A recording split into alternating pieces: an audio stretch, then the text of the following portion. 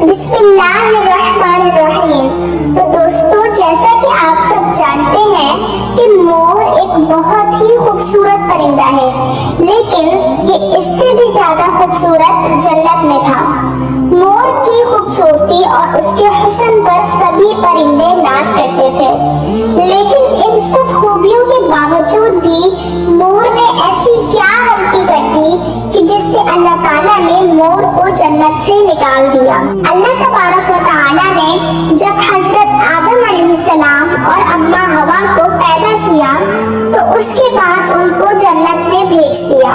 वो दोनों जन्नत में बहुत ही सुकून से जिंदगी गुजार रहे थे, बहुत ही मजेदार और लजीज फल और मेवे खाया करते थे। लेकिन एक अनाज जिसको खाने से अल्लाह पाक ने उन्हें मना फरमाया था, वो अनाज गंदम था।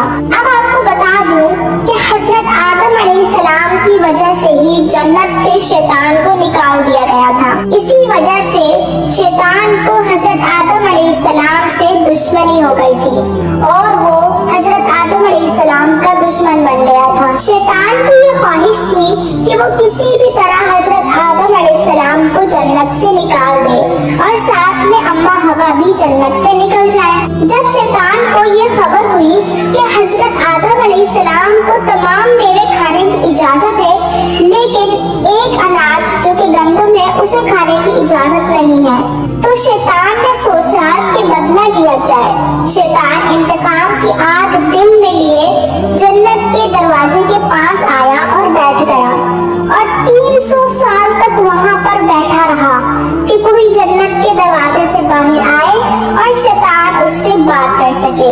एक दिन अचानक जन्नत से मोर बाहर आया। शैतान ने उसको देखा और बहुत खुश हुआ। शैतान ने उस मोर से पूछा, ए खूबसूरत परिंदे, तुम कौन हो? तो मोर बोला कि मैं मोर हूँ, अब तुम अपना तारुफ कराओ। तो शैतान ने झूठ बोला कि मैं आलिम करूबिया एक फरिश्ता हूँ, मैं अल्लाह पाक की इबादत से एक पल भी गाफिल नहीं हूँ। मैं ये चाहता हूँ कि मैं भी जन्नत में जाऊँ, वहाँ की नेमतों को अपनी आंखों से देख सकूँ। तो शैतान मोर से कहने लगा कि क्या तुम मुझे जन्नत के अंदर ले जाओगे?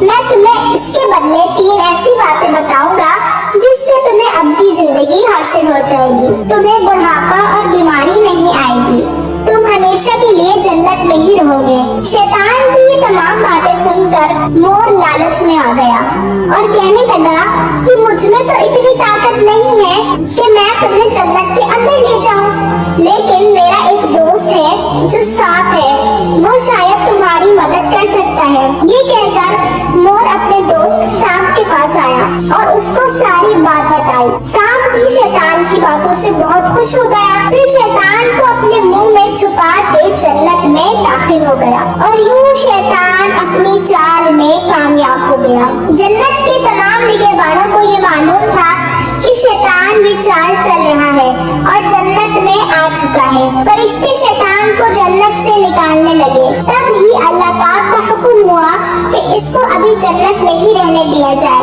वो फरिश्ते अल्लाह तबारक व तआला के हुक्म से रुक गए। शायद हजरत आदम अलैहिस्सलाम का इम्तिहान था। शैतान हजरत आदम अलैहिस्सलाम के पास और अम्मा हवा के पास जाकर अपनी मोहब्बत का इजहार करने लगा। वो दोनों ही शैतान को पहचान न सके, क्योंकि माजी के मुकाबले में शैतान की शक्ल तब्दील हो चुकी थी।